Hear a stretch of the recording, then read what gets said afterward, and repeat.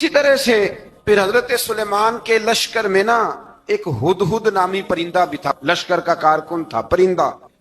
हुदहुद गायब था तो हजरत सुलेमान कहने लगे किधर गया वो हुदहुद, नजर ना आ जाया सख्त सजा दूंगा, यहां तो कोई अच्छी खबर लाएगा।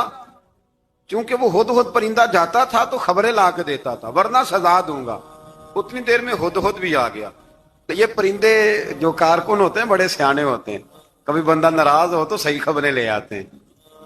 तो सही खबर लेके आ गया, आते ही आके बैठा तो उसने हजरत सुलेमान अलैहिस्सलाम ने कहा कहां थे? अर्ज करने लगा हुजूर मैं मुल्क सबा गया था, वहां एक औरत हुक्मरानी करती है, उसका नाम बिल्कीस है, बहुत बड़े तख्त पे बैठती है, 80 गज उसका तख्त लंबा है, 40 गज चौड़ा है और शायद 80 मान के 80 टन उसका वजन है। तो हुजूर वो सूरज को पूछते हैं। तो हजरत सुलेमान ने फौरन खत लिखा, फरमाया जाके उसे मेरा खत दे दो कि यहां तो कलमा पढ़ के हमारी फर्मा बरदार बन जाए, वरना तैयार हो जाए, जो अल्लाह के गैर को पूछते हैं हम उनके खिलाफ जंग करेंगे। वो जब लेके गए ना खत, ये हुदूद गया तो वो मीटिंग कर रही थी, उसके वजीर मशीर सारे बैठे थे।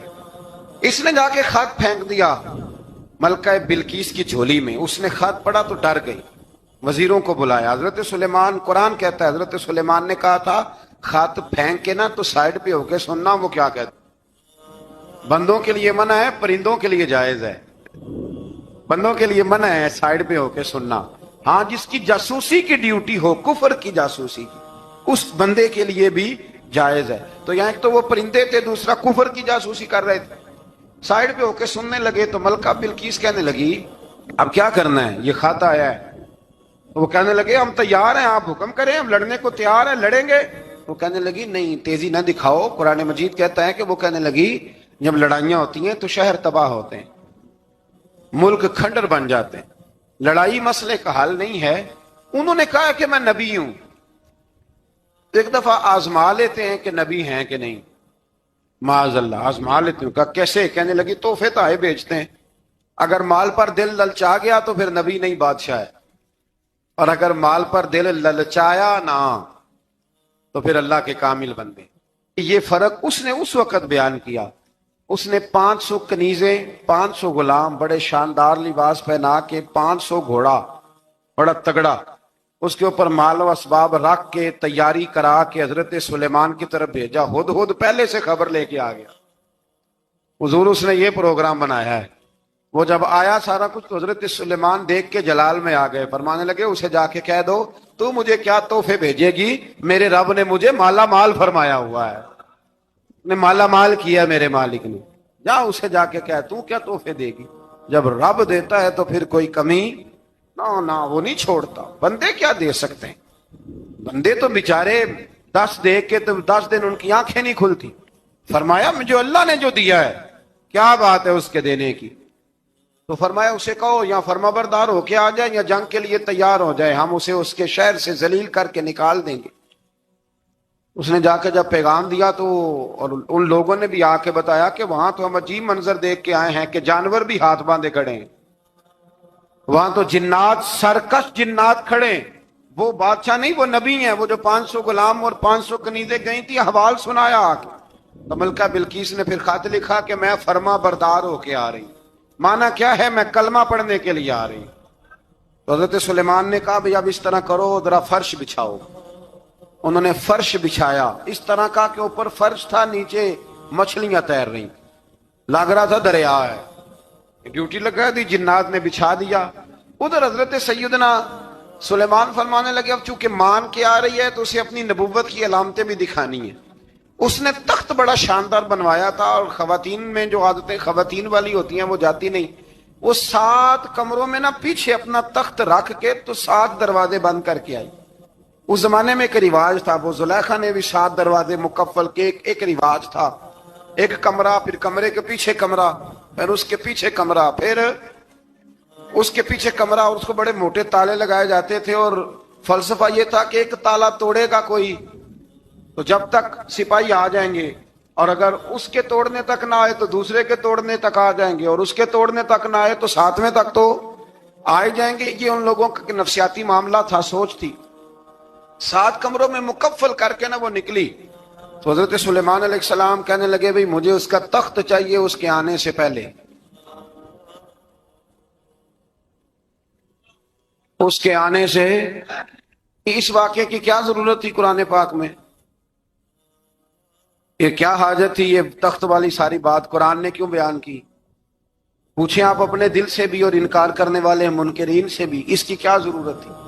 وہ جو کہتے ہیں جی ولی کی کرامت کی کیا ضرورت ہے, سیدھی سیدھی نماز پڑھو, روزہ رکھو, حج کرو, زکوٰۃ دو, تو پوچھو ان سے ایک سورت نمل کے اندر اس ساری تفصیل کی کیا ضرورت تھی؟ ختم ہو گئی جب وہ کلمہ جو پڑھ رہی ہے تو پھر اس سارے واقعے کو رب کیوں بیان فرماتا ہے؟ حضرت سیدنا سلیمان فرمانے لگے تخت چاہیے, اور چاہیے اس کے آنے سے پہلے. قال عفریت من الجن, جنوں میں سے ایک بہت بڑا جن بولا, کہنے لگا حضور آپ کا یہ تخت برخاست ہونے سے پہلے لے آؤں گا. یہ جو آپ میٹنگ کر رہے ہیں نا, یا فیصلے ختم, کچھ نے لکھا صبح سے شام تک میٹنگ ہوتی ہے اور اس کو آنے میں پتہ نہیں کتنے دن لگیں گے, تو میں یہ برخاست ہونے سے پہلے. اور کچھ نے کہا جی آپ شرط کیوں لگاتے ہیں کہ صبح سے شام تک ہوتی ہے؟ اس جن نے کہا جی آپ 10 منٹ میں فارغ ہو جائیں, آپ فارغ ہوں گے تو تخت آ جائے گا. مفسرین نے لکھا ہے کہ جب قرآن کہتا ہے کہ اس نے کہا کہ آپ کے فارغ ہونے سے پہلے, اس کا مطلب ہے کہ جب آپ اٹھیں گے یہ جگہ خالی کر دیں گے تو تخت یہاں کیویں, ہزاروں میل کا فاصلہ ہے, آ جائے گا پر ہوائی جہاز پہ, کارگو کرا کے, جی DHL کے ذریعے. کیسے آئے گا؟ وہ آئے گا تو بس آئے گا. تو حضرت سلیمان کی تو بادشاہت تھی نا زمانے پہ, فرمانے لگے نہیں نہیں تو لیٹ ہے, تو لیٹ ہے, تو ہمیں جانتا ہی نہیں, ایٹ سٹ تے پکھڑا کوار گندل, اسی اور بھی بوٹیاں جاننے ہاں, یہ تو لیٹ ہے, ابھی ہماری طاقت اس سے زیادہ ہے. بڑی کمال بات لکھی ہے لکھنے والوں نے. ایک مفسر نے لکھا ہے کہ ابھی حضرت سلیمان نے غلاموں سے منگوایا ہے, اپنی بات کوئی نہیں کی, یہ حال ہے ان کے غلاموں کا, تو سردار کا عالم کیا ہوگا؟ حضرت سلیمان کہنے لگے بھی جلدی جائیے. قال الذی عنده علم من الکتاب انا آتیک بہ قبل ان یرتد الیک طرفک. تو اٹھا ان میں سے وہ جس کے پاس کتاب میں سے علم تھا, ساری کتاب کا بھی نہیں, علم من الکتاب, کتاب. وہ اٹھے جن کے پاس کتاب میں سے علم تھا, تو وہ اٹھ کے کہنے لگے حضور میں لے آؤں گا. کب؟ آپ کے آنکھ جھپکنے سے نہیں, آنکھ جھپکنے سے. بندہ تھا جن تھا, جن کی تو بات مانی نہیں انہوں نے. کیا کہا؟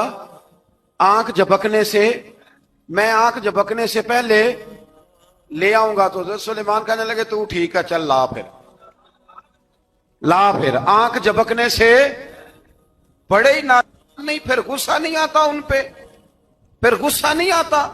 میرے شیخ کامل, مرشد اکمل, شیخ بحر و بار حضور غوث پاک جیلانی, حضرت غوث اعظم یوں کر کے شاگردوں کو, مریدوں کو سبق پڑھا رہے تھے, پڑھاتے پڑھاتے ہاتھ آگے کیا, اور جب ہاتھ واپس آیا تو بھیگ گیا تھا سارا.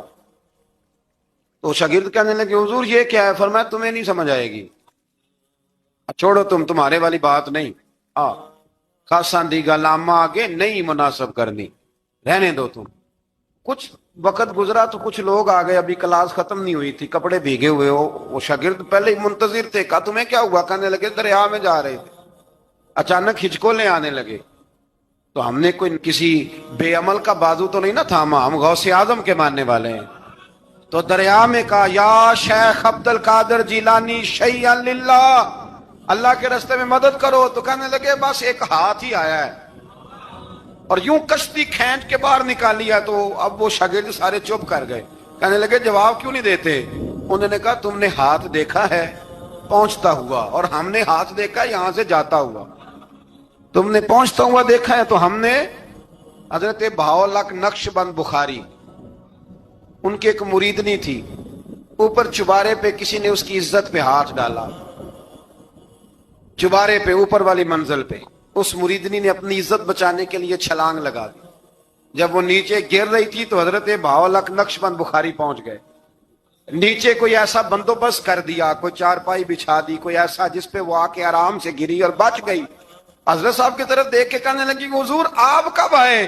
فرمانے لگے پتر جب تو چبارے سے چلی تھی تب میں بخارے سے چلا تھا، جب تو چبارے سے چلی تھی نا تب میں بخارے سے چلا تھا، اور تیرے نیچے آنے تک میں بھی پہنچ گیا ہوں۔ میں بھی مالیدہ کم راکھی کرنا، پل کچے ہون یا پکے، اے پیر مریداں دے سر تے ہی رہندا ہے، اے جھوٹے ہون یا سچے، یہ پکی غلامی کریں یا کچی کریں، پیر کی بھی مجبوری ہوتی ہے، کیا کریں، پیر مریداں دے سر تے ہی رہندا ہے، اے جھوٹے ہون یا سچے، کیا کیا جا سکتا ہے۔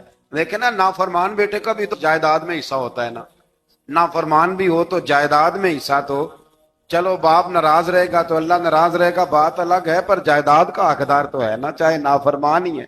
پیر مریداں دے سر تے ہی رہندا ہے، اے جھوٹے ہون یا۔ پھر وہ تخت آ گیا، حضرت سلیمان سے پوچھا یہ کیا ہے؟ قال ھذا من فضل ربی، فرمانے لگے کچھ بھی نہیں۔ حضرت سلیمان کہنے لگے یہ میرے رب کا فضل ہے۔ شاید سب مفسرین نے بڑی بڑی باتیں کی ہوں، پر یہاں ایک قاضی ثناء اللہ پانی پتی رحمت اللہ علیہ کا فقرہ میں پڑھ رہا تھا، بڑا مزہ آ رہا تھا۔ قاضی صاحب فرمانے لگے اس آیت پہ، قاضی صاحب کہتے ہیں جن پر نرا فضل تھا، ھذا من فضل ربی، نرا فضل، فرمایا ان کی تو اتنی طاقت ہے کہ وہ ہزاروں میل دور سے 80 گز لمبا 80 گز چوڑا تخت آنکھ جھپکنے سے پہلے لے آتے ہیں، اور جن کے بارے میں اللہ فرماتے ہیں بشر المؤمنین بِأَنَّ لَهُم مِّنَ اللَّهِ فَضْلًا كَبِيرًا، فرمایا محبوب اپنے غلاموں کو خوشخبری دے دیں، باقیوں پہ نرا فضل تھا، ان پر تو فضل کبیر ہے، ان پر تو بڑا ہی فضل ہے اللہ کا۔ تو فرمایا جن پر فضل کبیر ہو، ایک نہیں، اس پر میں بڑے دلائل دے سکتا ہوں، کرامات اولیاء پر میں بڑے ہی دلائل دے سکتا ہوں، بڑے۔ غوث اعظم رضی اللہ تعالیٰ عنہ کے پاس بادشاہ آیا تو کہنے لگا پیر تب مانوں گا جب سیب کھلائیں گے، سیب کا موسم ہی نہیں تھا۔ تو حضرت صاحب آتے ہی اسے کہنے لگے اب تو میری ولایت کو سیبوں پہ تو نہ تول، وہ سیب کھلائے تو ولی یا نہ کھلائے تو ولی کوئی نہیں، یہ تو اب میری ولایت کو سیبوں پہ تو نہ تول۔ تو حضرت صاحب نے یوں ہاتھ اٹھایا تو اللہ نے 2 سیب عطا فرمائے۔ تو وہاں جملہ ہے حضور غوث اعظم کا، فرمانے لگے اگر اللہ حضرت مریم سلام اللہ جو بنی اسرائیل کی ولیہ ہیں، ولی ہے نا، وہ نبی تو نہیں نا، عورت نبی نہیں ہو سکتی، فرمایا اگر اللہ انہیں بغیر موسم کے پھل دے سکتا ہے میں تو محمد عربی کا نوکر ہوں۔ فرمایا اب نہ 2 سیب آئے تھے، تو وہ کہنے لگا میرے تو دل میں 1 سیب تھا نا، تو حضور غوث اعظم نے نا 1 سیب مجھے دیا، 1 میں نے کھایا تو 1 غوث پاک کھانے لگے۔ کہتے ہیں میں نے منہ میں رکھا، ذرا ترش تھا، تو میرے چہرے کا وہ رنگ دیکھ کے نا، اثر دیکھ کے کہ تلخی محسوس، تو غوث اعظم کہنے لگے میرے والا کھا۔ 1 انہوں نے کاٹ کے ٹکڑا دیا، کہتے کھایا تو بڑا میٹھا تھا، تو میں نے کہا حضور آئے تو دونوں ہی غیب سے ہیں، تو آپ کے والا میٹھا ہے میرے والا کڑوا ہے، تو آپ فرمانے لگے آئے تو دونوں غیب سے تھے، پر ایک کو ذرا ظالم کے ہاتھ لگ گئے ہیں نا، اس کو تنبیہ بھی کر دی کہ ظلم سے باز آ جا، تنبیہ بھی کر دی، پر میں ہاتھ ظالم کے لگے اس لیے ترش ہو گیا، سیانا بن۔